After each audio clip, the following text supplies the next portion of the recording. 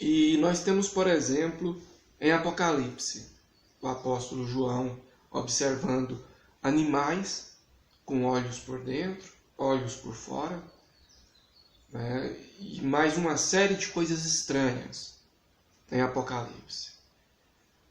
Ok, trata-se de uma visão. E nós temos que saber separar a linguagem metafórica e a linguagem literal. Mas aí nós vamos para o Gênesis. Aí você tem uma cobra conversando com uma mulher, né? Um diálogo literal entre uma serpente e um ser humano. Tá certo que muitas pessoas interpretam a serpente naquela ocasião como sendo o próprio diabo encarnado. Não é meu caso. Eu não acredito nessa teoria, tá bom? Mas ainda no Pentateuco, nós temos relatos de uma mula conversando com um homem. Um diálogo literal entre uma jumenta e Balaão. E as pessoas acreditam nisso. Eu acredito que por decorrência de uma exceção e de uma ação da parte de Deus, de fato, aquele animal conversou com aquele homem, né? Mas aí quando você vai para Gênesis 6 e diz que naquela ocasião os anjos tiveram relações sexuais com as mulheres, aí as pessoas não acreditam. Elas não acreditam de forma alguma, sem generalizar. Elas acreditam que a cobra conversou com Eva, que a jumenta conversou com Balaão, que Jonas esteve por 3 dias no estômago de um peixe. Mas elas não acreditam que em Gênesis capítulo 6 os anjos tiveram relações sexuais com as mulheres. Mas por que as pessoas não acreditam nisso? É porque o livro que detalha isso aí é um livro considerado apócrifo. Ele não está inserido no cânon, no nosso. Mas, por exemplo, faz parte da Bíblia Etíope, né? Depois eu quero gravar um vídeo explicando o porquê do livro de Enoque não ter sido inserido no cânon, tá? Você vai levar um choque. E vou explicar também os problemas que o sistema religioso teria se aquele livro tivesse sido inserido, tá bom? Vou citar pais da igreja e pessoas daquela época que tinham esse livro como inspirado, inclusive pessoas que criaram doutrinas que hoje são defendidas aí por mais de 80% dos cristãos. Não sei se você sabia disso, né? Vou mostrar para você a semelhança que existe entre o Antigo Testamento, o Novo Testamento e o livro de Enoque. Muitas pessoas podem dizer assim, entre aspas, autor do livro de Enoque pegou fragmentos do Antigo e do Novo Testamento para criar essa semelhança e passar uma aparência de inspirado. Negativo. A cópia do livro de Enoque data de 300 antes de Cristo. Ou seja, o original é bem anterior a isso aí. E óbvio que nessa época não existia o Novo Testamento, né? Eu vou fazer um esforço para colocar esse vídeo no ar essa semana ainda, tá? Mas eu postei aqui no canal recente um vídeo falando dos gigantes, né? Expliquei que em Gênesis, no capítulo 6, aparecem 2 classes de gigantes, uma de humanos com humanos e outra de anjos com seres humanos. Essa de humanos com humanos pode ter sido escrita ou narrada por Moisés por decorrência da lacuna enorme de tempo que existe entre os acontecimentos de Gênesis e a época em que o Gênesis foi escrito. Se eu não me engano, o Gênesis foi escrito em 1450 a.C. Então existe uma lacuna muito grande, né? Na época em que o Gênesis e esses acontecimentos estavam em curso, a expectativa de vida era outra. Pessoas viviam 400 anos, 700 anos, 900 anos, né? Pode ser que essas pessoas cresciam até os 70 ou 80 anos de idade. E por isso Moisés narrou como gigantes, né? Seriam esses os mesmos depois do dilúvio. Aqui no Brasil, por exemplo, nós temos aí uma expectativa de vida que varia de 75 a 85 anos, e dentro dessa expectativa nós atingimos uma estatura que varia de 1,75 m a 1,85 m, mais ou menos. Então as pessoas precisam raciocinar, né? Mas muitas pessoas discordaram. E é um direito das pessoas. Aqui você tem o direito de discordar, tá bom? A equipe só vai deletar os comentários que não tem a ver com o conteúdo do vídeo. Gracinhas, xingamentos. Mas aqui você pode discordar, tá bom? Muitas pessoas disseram assim: esses filhos de Deus, em Gênesis capítulo 6, seriam os filhos de Sete, as gerações de Sete, os descendentes de Sete. Mas de onde essas pessoas tiraram essa lógica? Por quê? O próximo grande evento depois de Gênesis 6 é o dilúvio. Aliás, o dilúvio veio a acontecer por decorrência dos acontecimentos de Gênesis 6. E a Bíblia diz que apenas 8 pessoas se salvaram. Então quer dizer que as gerações de Sete, os descendentes de Sete, os filhos de Sete, foram resumidos em 8 pessoas? Estranho isso. Você já parou para pensar também que quando a Bíblia fala de gerações e de filhos ou descendentes, a Bíblia cita o patriarca? Algum patriarca foi citado em Gênesis 6? Nessa ocasião em específico? Não.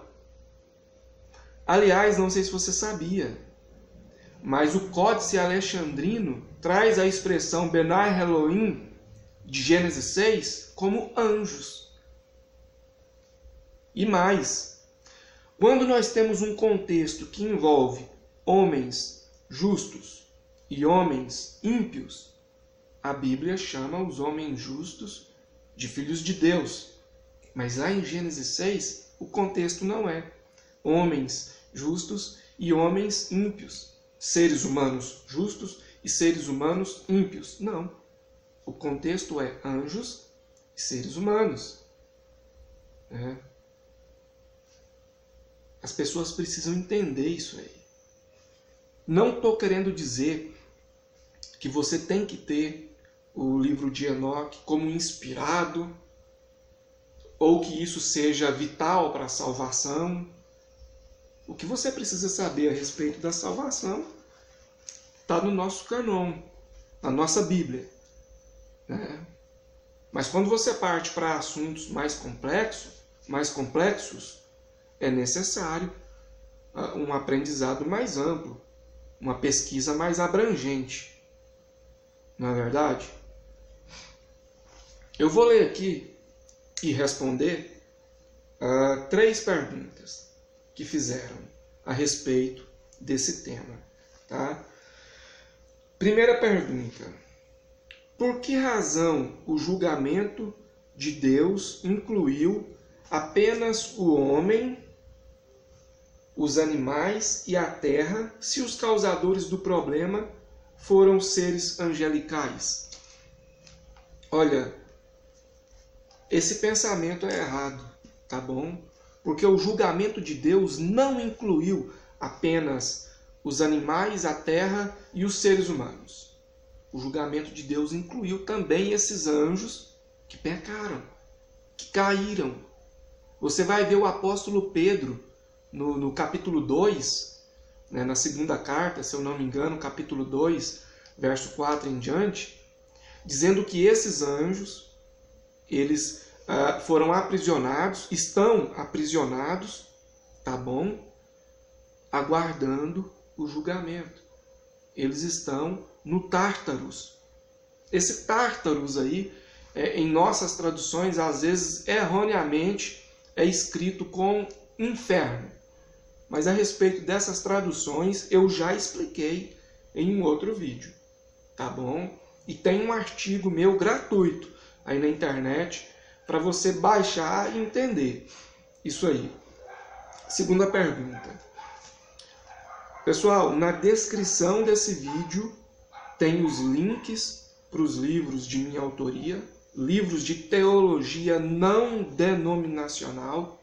Em termos de teologia, nós temos o Eclésia e Reforma Já, volume 1, Eclésia e Reforma Já, volume 2, e o micro e-book a respeito do divórcio e segundo casamento.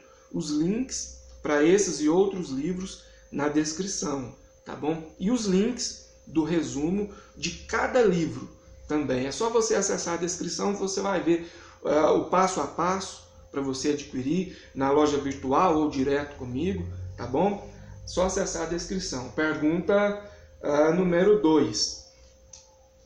Em Números, capítulo 13, a Bíblia diz: também vimos ali gigantes, abre parênteses. Os filhos de Anak são descendentes de gigantes, e éramos, aos nossos próprios olhos, como gafanhotos, e assim também o éramos aos seus olhos. Aí vem a pergunta: se tais seres são resultado de seres angelicais e humanos, então temos que considerar que ou nem todos morreram no dilúvio, ou o evento se repetiu. O livro de Enoque trata de 3 classes diferentes de gigantes, né? Mas aqui respondendo a pergunta, esses gigantes aqui de Números, capítulo 13, citado na pergunta, não eram aqueles seres híbridos de Gênesis capítulo 6, né? Mas sim exceções genéticas, eram gigantes de humanos com humanos. Porque, de fato, o resultado daquela hibridização deixou de existir após o dilúvio. O dilúvio veio para exterminar com isso aí. Então você tem que entender que existem 2 classes de gigantes. Caso contrário, você vai continuar fazendo essa confusão, né? Você vai continuar com essa confusão e não vai entender. Você precisa analisar isso aí, tá bom? E o evento não se repetiu, claro, né? A terceira pergunta. Em Marcos, no capítulo 12, a Bíblia diz que os anjos não se casam, né? E nem têm sexo. Então, como relacionariam com as mulheres? Pessoal, a Bíblia diz que eles não se casam, tá? A Bíblia não diz que eles não têm sexo. Mas a Bíblia também não afirma que existem anjos homens, anjos do sexo feminino, anjos assexuados, sei lá. Então eu não vou entrar nesse assunto, porque não é o foco desse vídeo. Porém, a pergunta diz, né? A Bíblia diz que os anjos não se casam. Então, como relacionaram com as mulheres? Se você ler Judas, no capítulo único, aí o verso 6, você vai ver a Bíblia dizendo que esses anjos, eles abandonaram o seu estado natural. Eles abandonaram primeiro o seu habitat natural e depois o seu estado natural. Tá bom? Eles poderiam muito bem ter se transfigurado. A Bíblia diz que eles abandonaram o seu estado natural. Tá bom? Qual é o estado natural de um anjo? Aliás, no Pentateuco você vai ver os anjos chegando ali na casa de Ló e sendo identificados como varões. Eles comeram, eles estavam vestindo, né?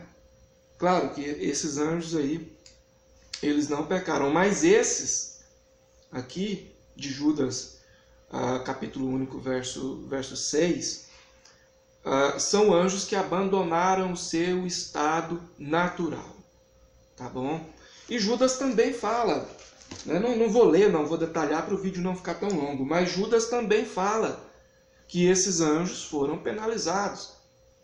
Judas cita o livro de Enoque, Judas fala do Tártaros, né? Desse local de prisão aí. A respeito disso, eu já falei em um outro vídeo. Nós já estamos aí com 16 minutos. Nós ainda vamos falar muito a respeito dos Nefilins, dessa outra classe de gigantes anterior, do livro de Enoque, do dilúvio, tá bom? Nós ainda vamos falar muito a respeito disso, ainda nesse mês, tá? Muito obrigado por tudo, que Deus continue te abençoando e abençoando toda a sua família. Até a próxima.